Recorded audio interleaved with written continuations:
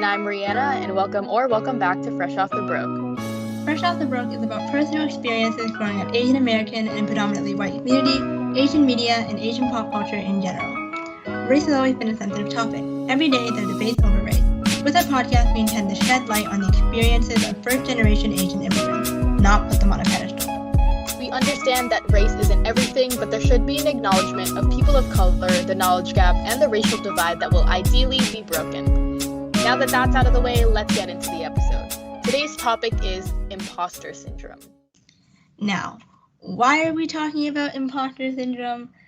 Well, it's about August-ish, September-ish, It's about school time. Oh, and it's coming back.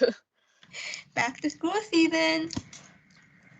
And, when you start school, maybe you're starting university, grad school, maybe you're wrapping up a summer job or an internship, or you're about to start a fall internship, Ooh. or, just new things.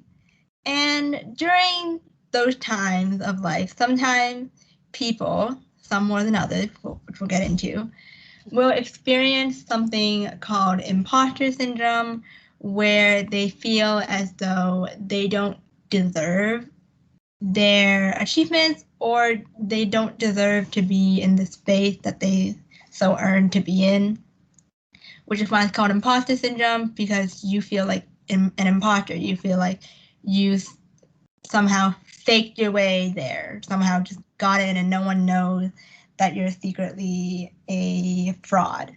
Yeah, a fake. Mm-hmm. Imposter syndrome was actually first introduced by psychologists Pauline Rose Clance and Suzanne Amond Imes in 1978, and first mentions in a Georgia State University study, The Imposter Phenomenon in High-Achieving Women, Dynamics and Therapeutic Intervention. Yes, and the whole point of this episode today is to highlight the imposter syndrome that women, specifically women of color, face.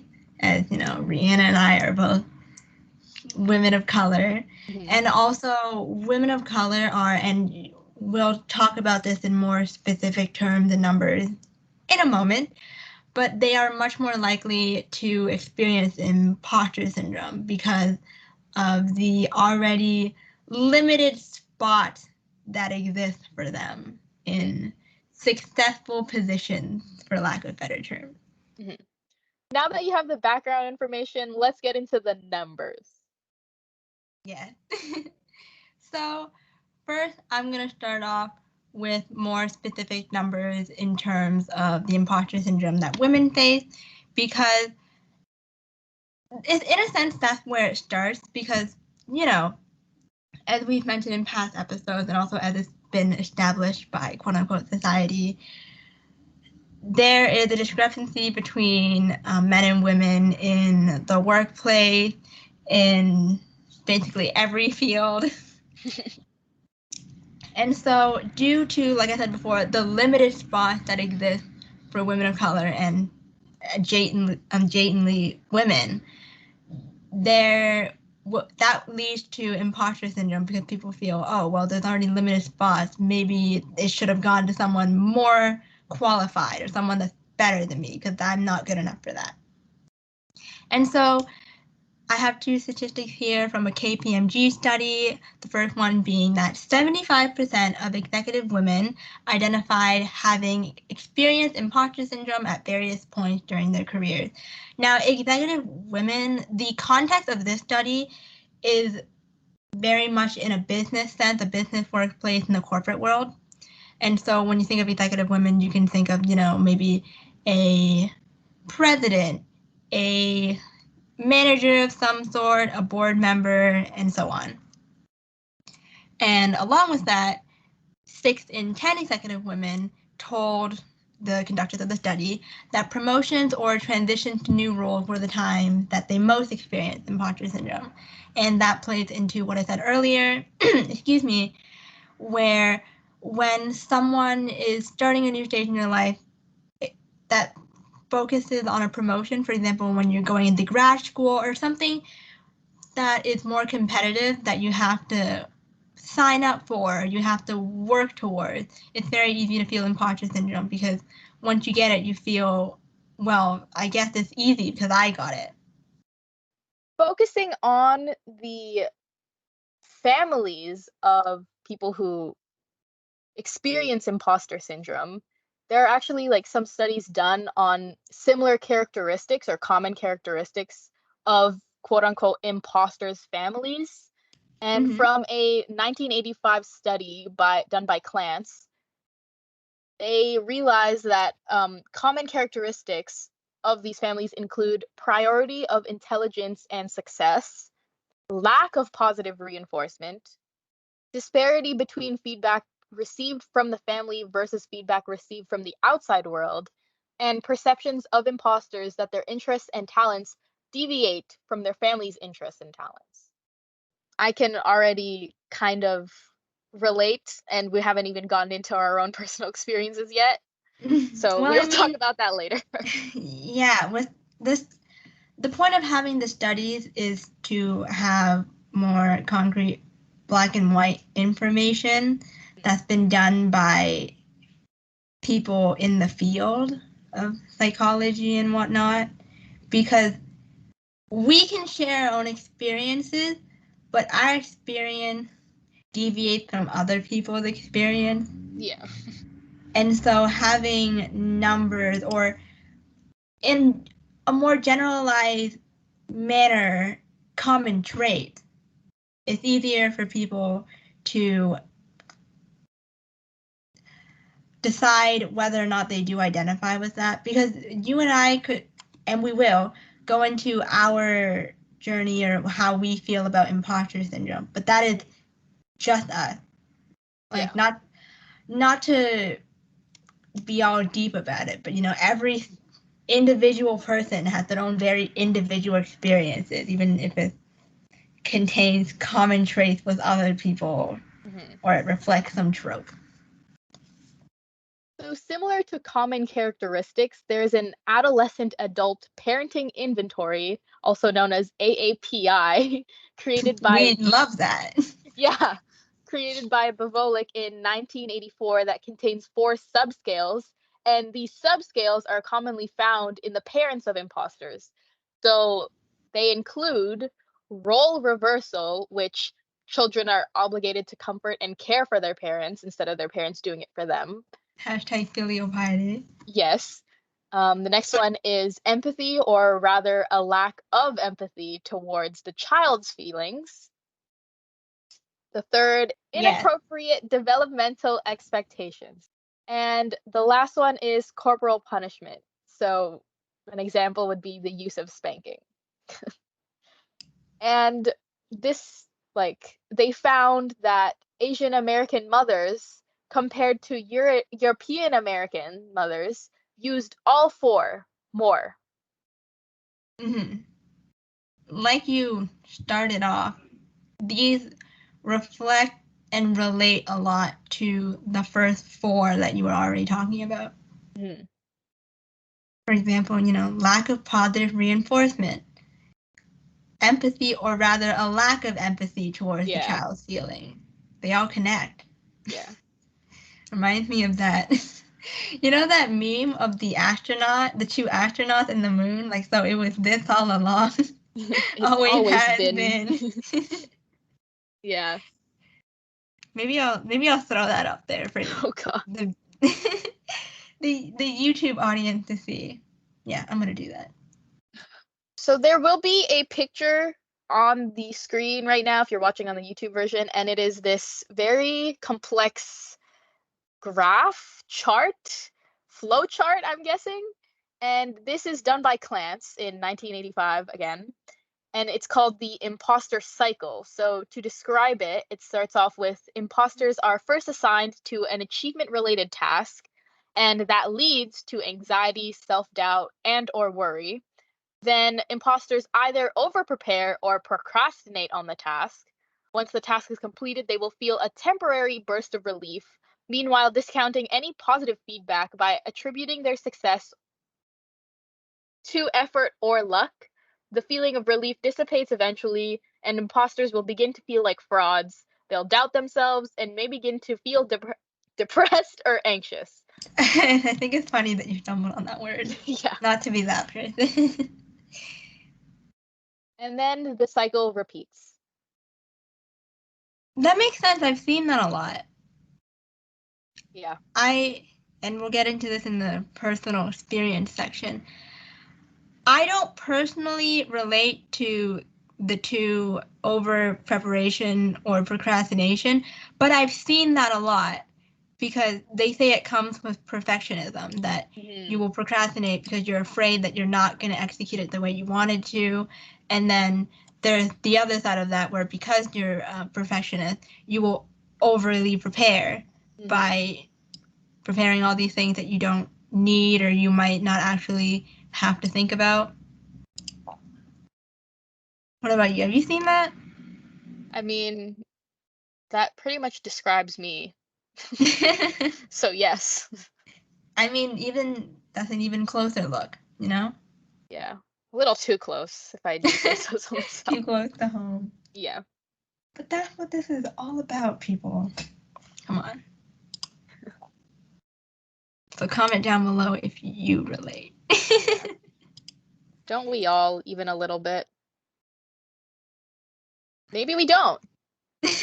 Comment that. I mean, we don't know who's listening. What if someone's a very privileged cis-het white guy listening? Which, I mean, thank you for listening. How do you feel? What's it like being here? I don't know why my brain just immediately showed me Ben Shapiro. I will not comment on that. No comments. Yeah, if you know Ben Shapiro, you know Ben Shapiro. If you don't know Ben Shapiro, then that's all right. You don't have to know who he is. And Ben Shapiro, if you're listening, I'm moving on. Yeah. Goodbye. So, again, in connection to the last topic, I have a study conducted on New York City students, specifically Asian female students. It's conducted in New York, but it's conducted by a Korean university, specifically Daegu University. And it is on the impact of COVID-19 on students' perception of imposter syndrome, an exploratory study applied to high-achieving Asian female high school students in New York City.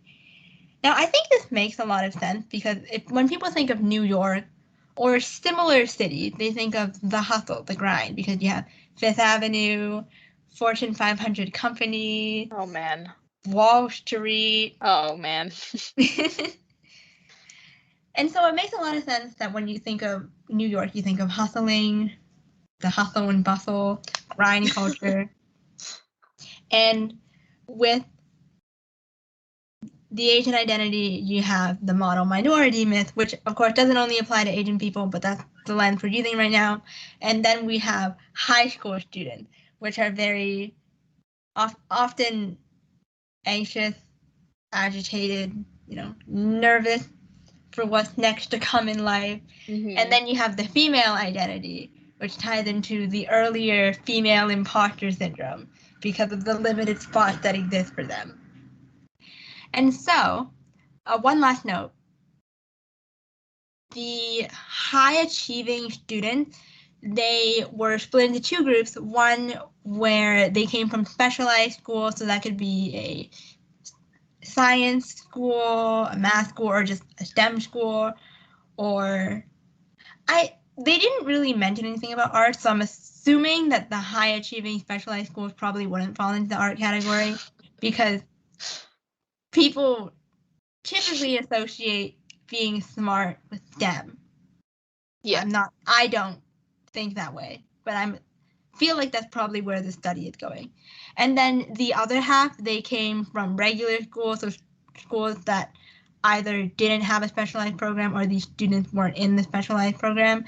And their criteria for high achieving would be having above a 3.8 GPA, which if you don't know what a GPA is, it's a grading system in America that's out of 4 or 5 if you're in AP or whatnot, where 4 is basically an A, and then 1 is the lowest, like an F or a D or something. Mm-hmm. Yeah, it's a D. And so I'm going to have this up on the screen.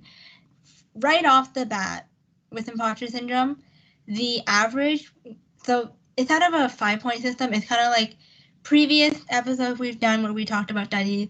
The 5-point system is basically, strongly disagree, somewhat disagree, things like that. And so from the base of imposter syndrome, you can see student self-image plus students' confidence, family value, and education. The average, or basically the total from that, is 3.59 out of 5. So basically almost a 4. You can see that imposter syndrome has a significant impact on these 3 very important or very big aspects of their life. Mm-hmm. So as you can see, or I guess you can't if you're only listening. Yeah. I apologize for my not very inclusive figure of speech. But basically, the majority said that COVID either strengthens the feeling of imposter syndrome in terms of the self-image, confidence, family value of education, or it stayed the same. The average there, 40.63% said that COVID enhanced these things, well, enhanced in a negative way, and 45.54% said that it basically stayed the same. And very few people said that COVID weakened the imposter syndrome in their life. It's about 11.16%. And the lowest percentage there, if we're going back into specifics, students' confidence, only 8.33 people said that, no, 8.33%, not 8.33 people. 8.33% of the group said that COVID-19 weakened the sense of imposter syndrome in terms of their confidence in themselves. And so you can see that COVID-19 very much impacted these people more towards the strong negative side. Mm. And I mean, Rihanna and I can relate to this. I would say I probably fall in the stayed the same, slightly stronger area, because school in its own, I had some rather difficult teachers, difficult in the sense that they weren't very Good. Good. Good. I'm trying to be nice. No, But sure. they don't deserve it. They, of course, teachers, they also had to make a switch with COVID, but the teachers that I had, they didn't seem to put the effort into adapting the course Or even just understand. empathizing. Yeah. Yeah. And so for that, I would say my self-image, confidence stayed the same because I had to work towards every grade, or I had to self-teach myself practically everything in the course or the courses. But in terms of signing up for something or applying for something, I would say COVID enhanced my imposter syndrome a little bit, only because, of course, and we've talked about this before, COVID affects people very differently depending on, like your socioeconomic background or your background in general. Because some people, and we mentioned this in the gentrification episode, with COVID, they could go off to a very nice cottage home or a holiday home and camp out there. Treat it like vacation, basically. And some people can't. And so some people during COVID, they had the privilege of going here or doing this and being able to invest their time in this. But some people, maybe their family fell ill, and so they didn't have the time or the same opportunity to pursue some type of hobby or some type of self-developmental thing. And so when you apply for maybe a scholarship or something, even though you yourself work very hard, you may feel underqualified because you didn't have those same exact opportunity. Then you feel like those people automatically are better or higher up than you in the ranking. Mm-hmm. That's how Yeah, it works. I feel like there was also this feeling of like if you maybe got a job opportunity or any sort of like hiring process or like winning something type thing, I feel like maybe it's just me, but I know some friends feel the same way about it. It's Mm-hmm. the feeling of, oh, I only got it because there's COVID right now. Like if we weren't Mm-hmm. in a literal pandemic right now, in under like normal circumstances, I would not have gotten this opportunity type thing. Mm-hmm. I've felt that before. And it's complicated because it's not untrue that some people got certain things because of COVID. For example, I personally, and when I say I personally, I don't mean like Rihanna could never have the same experience as me. This is just me not wanting to talk for Rihanna. For me personally, I had some difficult teachers, but some people, they had extremely lenient or basically bird course like teachers where say you're in an English class and rather than closely reading your essay, the teacher saw it and then just gave everyone 100, which is something that happened. I know that happened to some people I know. I saw it on the internet. Of course, it's not every single English teacher. My English teacher wasn't like that. Yeah. But it's important to note that there are certain occurrences or privileges that come with, I don't know, like certain school experiences of COVID. Because for some people, literally, if there wasn't COVID, then that wouldn't have happened for them. Their teacher wouldn't have, I don't know, tapped out and then just gave everyone 100 because they didn't feel like Grading properly. grading or looking into it for whatever reason. It could be a Yeah. personal reason. It could just be, I don't care, Yeah. you know? So I felt like that was something important to know. Mhm. Now we can talk about our own experiences. Personally, when I was younger, I did not experience imposter syndrome. But then again, it could just be that I Must be wasn't. nice. I'm kidding. I'm kidding. I I'm just glad don't you didn't think deal with that. I was mentally like mature enough to even understand like basics or beyond the basics. But as people might know, I come from a dancer background, so I used to dance when I was a child competitively. And I vividly remember there was this one competition, like a little extra thing that only me and my other friend were participating in. There were other people from other places, but only me and my friend that I knew of because we were chosen from our studio. And I remember us talking about, oh, like, who do you think's gonna win? And she told me, I think you are going to win, but you only win because you're cute. And I was 8 years old, and I Um, remember, yeah, and in that moment, like, it was like all of a sudden my brain had unlocked the next level of mental maturity, and I was like, what? And ever since then, my imposter syndrome had kicked in.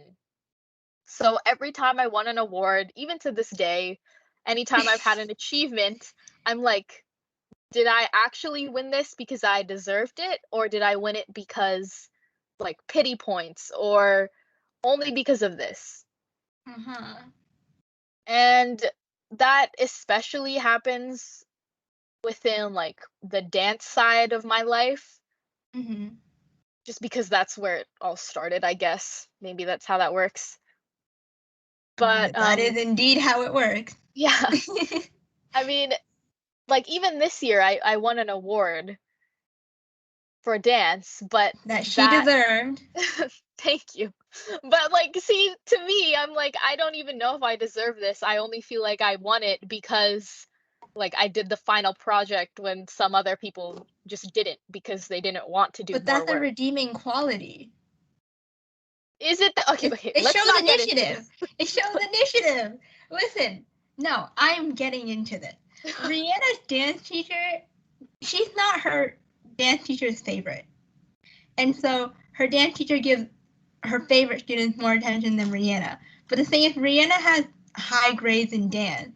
And so my opinion on it is that it's more of one of those things where she, I guess, doesn't want to or doesn't feel the need to give Rihanna attention, but she is aware that Rihanna is a strong dancer. You know what? I like that better. I think that makes sense. And also, I'm not tying things that you don't like into this, so I hope you agree with that. Thank you. Yes, thank you. And also, you doing the final project, let's say that's why you got the award. Then she gave it to you because you put in the effort to do the final project. But then, okay, again, very imposter syndrome of me. Did every person that do the final project get the award? No. No, but some people that she likes way better than me, slash, arguably deserve the dance award more, didn't do that final project. Well, then that's their problem. Why didn't they do the final project? Because who would want to do a final project? Well, yes, I agree. Anyways. I also dislike doing homework, but that is not the point. It shows initiative. Thank you. I still, you I'm know what? aggressively fighting your Thank you. dance imposter syndrome. Even though I've never been a competitive dancer. It sucks, but we can get into that later. I'm objective. I appreciate it. You're welcome. Balancing you out. I hope y'all are enjoying this dynamic of us fighting right now. Yeah, very passive aggressively. Passive. Okay. Even in like academic settings, my brain would be like, how do I describe this? Because there's two, basically when I was younger, I split it up. So there was the dancer part of me and then there was like the school part of me. And so then in my brain, okay, Hannah Montana. the best of both worlds. More like the worst that. of both worlds. But anyways, in a school setting, I would think like people would always praise me for being like a good dancer, stuff like that, or like it's cool, like, oh, you dance, whatever. And in my brain, I'm like, oh, you know, people are only like that because I'm the only dancer here, slash like one of the few. And then I feel like that makes more sense. It does. To feel that way. Not that it's a good way to feel, but it makes more sense. Yeah, it does. But then on the flip side, with my dancer friends, they would be like, oh, you're so smart, like help me with my homework type thing. But in my head, I'm like, I mean, I don't really think I'm that smart. I think they've just stereotyped me into being like the nerd. So I don't really think that my academic achievements are that impressive, you know? Mm-hmm. I get that because dancers tend to be more presented as more extroverted people, or their parents put them in dance because they're too fidgety. Their parents put them in dance to discipline them. For me, my parents put me into dance because I was so quiet and they wanted me to become an extrovert. Mm-hmm. But and basically what happened was out? I stayed an introvert, stayed incredibly shy, but now I'm a dancer. That's it. I kind of like that. It's funny, you know, you did it your own way. I did. It's been a little that long. That proves that you don't have to be an extrovert to dance. Yeah. What about you, Tiffany? Oh, I didn't know you were done your story. No, I'm done. That's it. I'm done with that. Throwing it in the trash. Yeah. Because I grew up in a Chinese household, and I will just say Chinese culture because I haven't lived the experience of a different culture and ethnicity. Mm. There is this big emphasis on being humble. And one would think, okay, that's a good thing. Being humble is good. It's a good trait to have, because if you're not humble, then you're the other side, which is Annoying. obnoxious, or just full of yourself. Yeah. But a problem that I've come to notice, I guess, is that it leads to people feeling like they have to pretend to be humble, or they have to say they disagree even if they don't. This isn't necessarily solely a Chinese trait, because being humble, or people feeling the need to be self-deprecating, or feeling the need to disagree when someone compliments them, that just exists in society.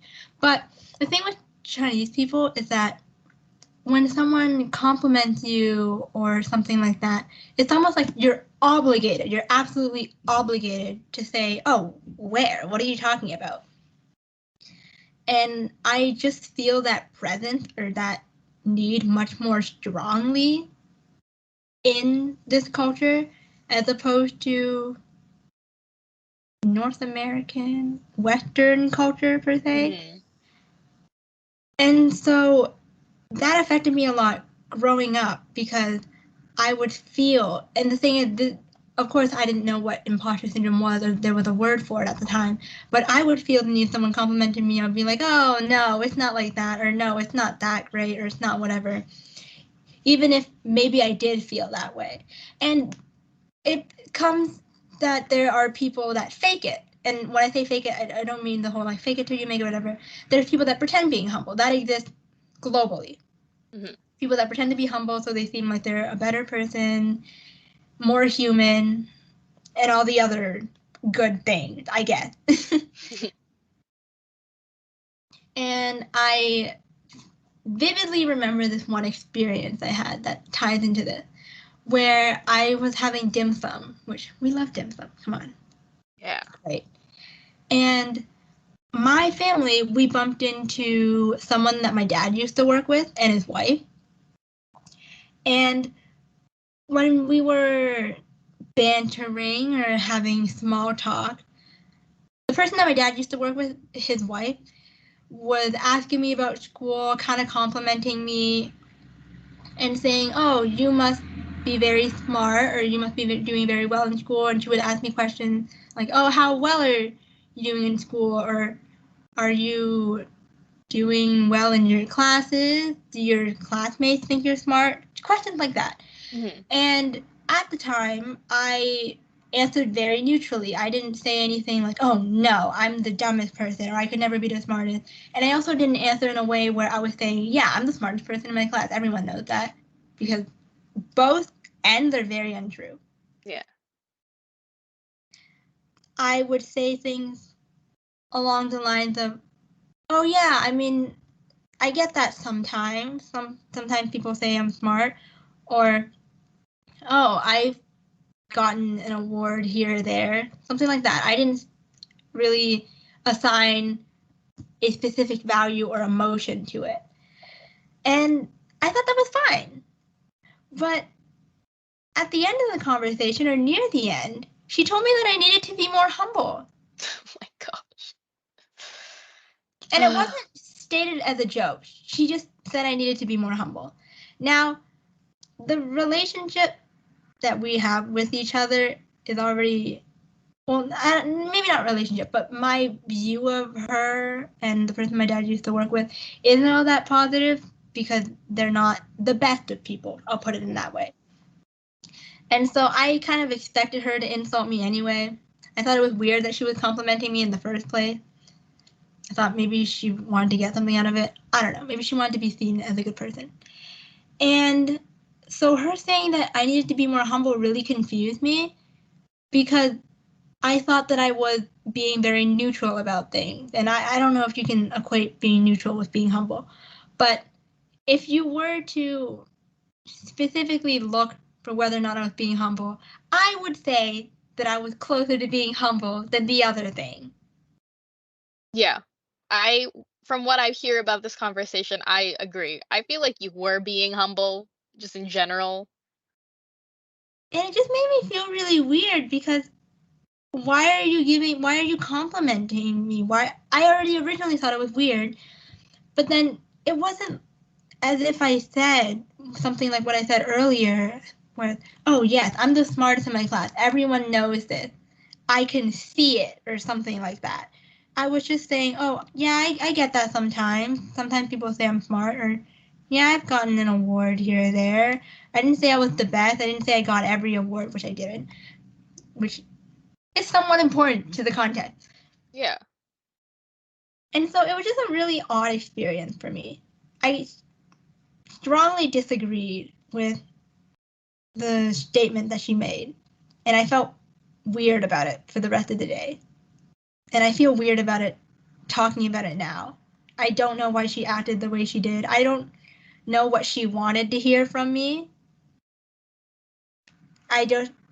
What could I have said that would have satisfied her? Yeah.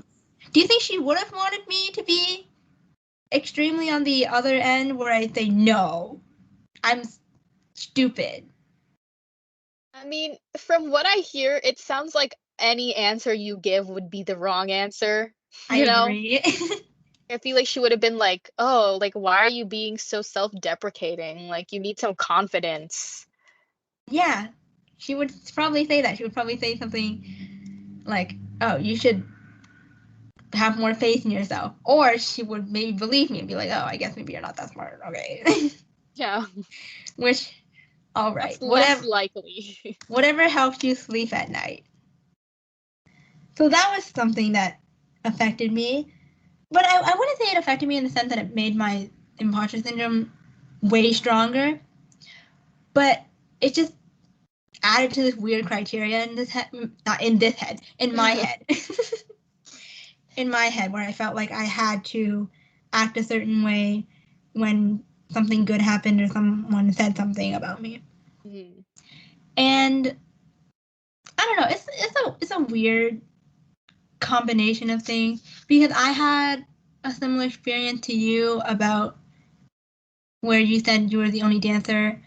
I like drawing, and I am not saying this to be humble. I'm not particularly gifted in visual arts.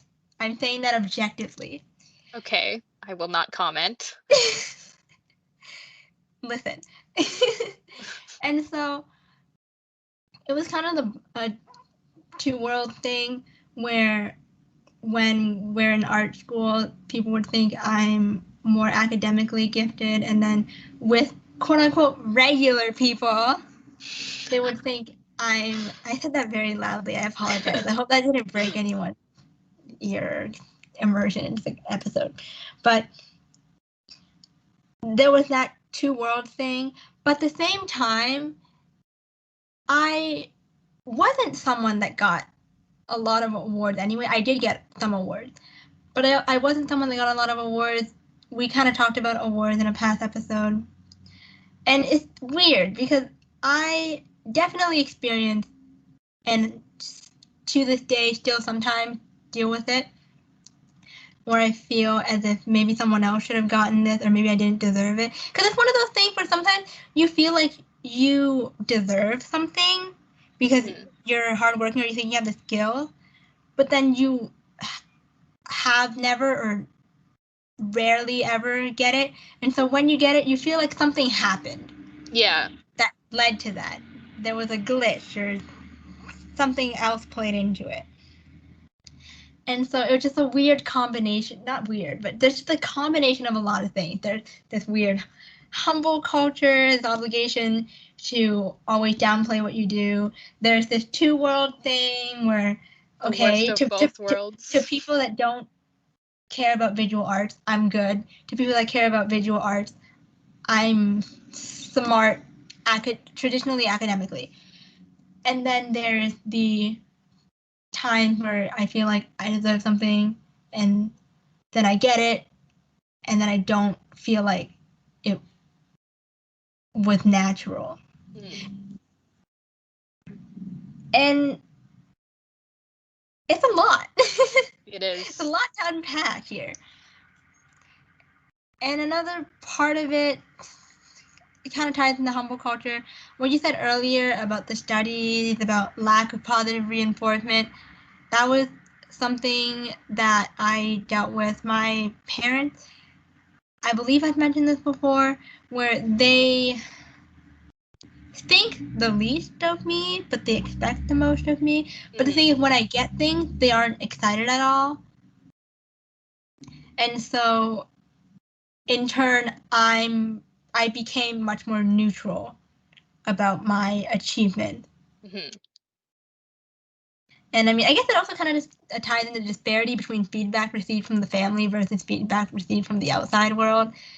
Because there would be times where my parents didn't really care about an achievement I made, but then maybe my friends or just the outside world in general, they responded or reacted to it in a much more excited way. Or sometimes, and this isn't a disparity, where my parents wouldn't really care, and then the world also wouldn't really care because I didn't get the thing. Or they just didn't see me that way, which is fine because I'm not the only person that exists in this world. There's obviously people that are better or worse than me objectively. But I will say, like I said earlier about this being a lot to unpack, there's just a lot of experiences I've had and also the concepts and norms that came into it that made it so that I didn't know where I stood in, I don't want to say in life, but just in various fields or just in various things.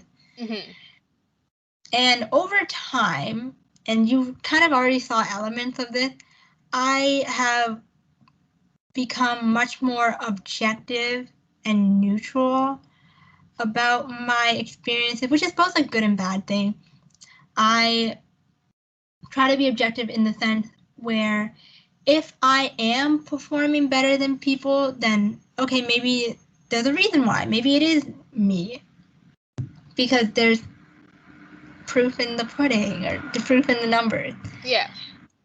Of course, numbers don't represent everything because academically there's people that have learning disabilities, and so they could be very quote unquote smart, but then it doesn't show on the transcript. But for my experience specifically, I try to do it objectively where I acknowledge, okay, I got the best mark in this class, or I did well here in this contest, whatever. Okay. That's me. It has to be a little bit of me. Right? That's just how I think. And then the neutral thing, I'm trying to work on it. It's, neutral is good and bad because I'll be neutral in an objective sense, but then sometimes when something good happens, I'm still a little neutral. And Rihanna can vouch for this. She saw me do this in college conversations. But I'm working on it. I mean, I get excited when things happen to me. Well, good things, obviously. You don't get excited when bad things happen. At least I hope not.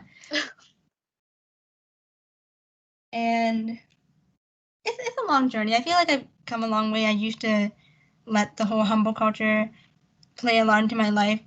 And so I was aggressively neutral to things that happened or didn't happen. But now, at the very least, if I get an email or I get a certificate, I just see something, I go, yay! Even if it's for 5 seconds. Yeah. I'm excited. And that is a step up. Yes, I am proud of myself for that. But yeah, it's one thing or some things that help me put things into perspective is really numbers. I mean, for example, one time I applied to this scholarship, and when I got it, I had thought, okay, then maybe it was kind of easy because there were scholarships I applied to that I didn't get, which doesn't necessarily mean that there was like some weird thing that played into it. I mean, there could be. We don't know. We like the university system, all these systems, there are systemic obstacle. Questionable. Yes. And so when I got this specific one, it wasn't the only one I got, but when I got this specific one, I thought, okay, it was probably easier. I got it because of something that made it easier or whatever weird excuse I came up with. But, and we talked about this, the scholars or the group in general, we talked about this in a call one time where we're putting things into perspective, because if you look into the pool, like the available pool of people that could have applied or just the scope of who it was available to, and then the number that it boiled down to, it's not easy. For example, yeah, it's impressive. Thank you. That was hard. But I'm taking it because you're technically right. No, you're okay, you're right. I am right. So it could be a national scholarship that was open for the entirety of the country, and then only, let's just say 5 people. This is an extreme. It wasn't 5 people. We'll just say 5 people got it. Well, what's the population of Canada? It's a large number. Yeah. Well, I guess not the population of Canada, the population of students in Canada. It doesn't matter. Still a very high number. And so when you boil down to it, the selection process, you were selected for a reason. Even if it was for diversity points or pity points, why did they choose you to pity instead of someone else, you know? Exactly. And so these things have helped me put it into perspective. I am proud of myself for no longer being as aggressively neutral or just on the other side of things when good things happen to me. And I can confidently say that imposter syndrome is now more a common cold in my life, or like an allergy in my life, rather than a main ailment. If you are struggling with imposter syndrome, I think the first step is to put things into perspective. Because when you look at the bigger picture of things and you take yourself out of the equation, per se, you realize that things are actually very impressive. Like, your achievements are very impressive. Even if it's out of 5 people or out of 5,000 people, you still got it. And a note that I am saying not to play into imposter syndrome, because you know what we said earlier about like privileges of COVID-19 and how some people do get advantages that lead to them getting something that someone else might have deserved. Yeah. This is not that. That is not imposter syndrome. That is privilege or some type of systemic obstacle that's playing there. Yeah. That's not me downplaying imposter syndrome. I think it's very easy for people to downplay themselves just because they are looking like critically at themselves. But again, like, if you were to take your achievements and give them to someone else, like mentally, just thinking about it, I think it would be easier to say, oh, that's actually very, like, that's impressive for that person. That's impressive for someone else to do that. So why isn't it for yourself, you know? Agreed. And that's true for a lot of things. That could be beauty standards, things like that, because you see something. If it's on someone else or someone else has it, it's more impressive than when you have it. Because we're all very critical of ourselves. I mean, some people aren't. Yeah. But no one pays closer attention to you than yourself. You know, it's like when they say no one looks that closely at you when you're looking at yourself in the mirror. You know, no one sees you that way. And so it's important to take a step back and recognize. I mean, it's the first step is recognizing that you have imposter syndrome, because for a lot of people they think, oh, I couldn't have imposter syndrome. I just am an imposter, which I hate to break it to you, but that's yeah. The first step is recognizing it, putting things into perspective, and it helps a lot to take a step back and look at things objectively rather than tying values to it. At least for me, if I don't attach, oh, this is amazing, this is not amazing, and I look back and I just look at the numbers or something like that, it helps. Because, like I said, when you're critical of yourself, you don't really want to compliment yourself, so it's better if you just look at things as, oh, okay, so this thing went there instead of there. Think about it that way. I mean, the only person that you spend your whole life with is yourself. So Yeah. I was gonna say agreed, but you can't really choose to agree or disagree with that. yeah, just a fact. Yep. And we're proud of you. Yes, we are. Whoever you are out there that's listening, we're proud of you. Of whatever achievement you have. That you may be downplaying or not thinking highly enough about. We're proud of you. We think that's amazing. Yeah. And we think you're great. And we're proud of each other. Yes, we are. Yeah. Aggressively. Maybe a little too aggressively, but we are. I mean, it makes up for the imposter syndrome, you know? For example, earlier when I was aggressively telling Rihanna about her dance misconceptions or whatever you want to call it. It's good to have that, you know? Yeah. And if you don't have a person like that... Think about how aggressively you support your friends when they win something over when you win something. Yeah, exactly. You should be your own friend as well. Be your own best friend. Not that you can't have a best friend, but you should also be your own best friend.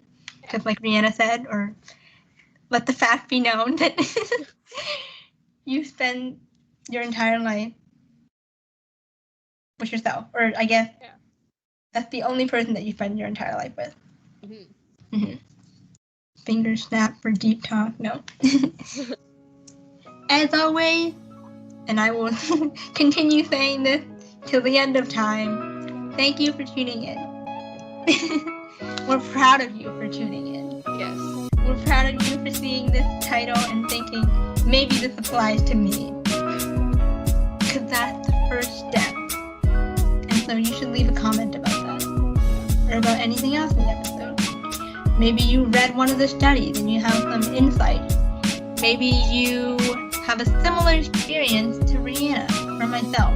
Or you have a different experience. Maybe you disagree with something. You can voice that. You don't have to agree with us. This is a comment section going. The free world. Yeah. In a sense. I don't know where I'm going with that. But you can leave a comment about your thoughts on the topic in general. Maybe you have experienced what I'm talking about, the whole humble culture in Chinese culture. That was a little redundant, but how did you feel about that? Have you experienced that? Have you seen that? Have you struggled with that? Are you a dancer? Do you draw? Do you dance and draw? Are you us? Yeah. This is us listening back in this episode would be like, yes, this is everything. But yeah, we love to hear your thoughts, your experiences, and your opinions. We're very grateful for you guys. Yes, always. Yes. If you guys like this episode and want to stay connected with us, check out our website in the description. It contains links to our streaming platforms such as Spotify, Anchor, Apple Podcasts, and more. Follow us for more behind-the-scenes content, announcements, and other random things we decide to put on there. See you next time. Bye. Bye.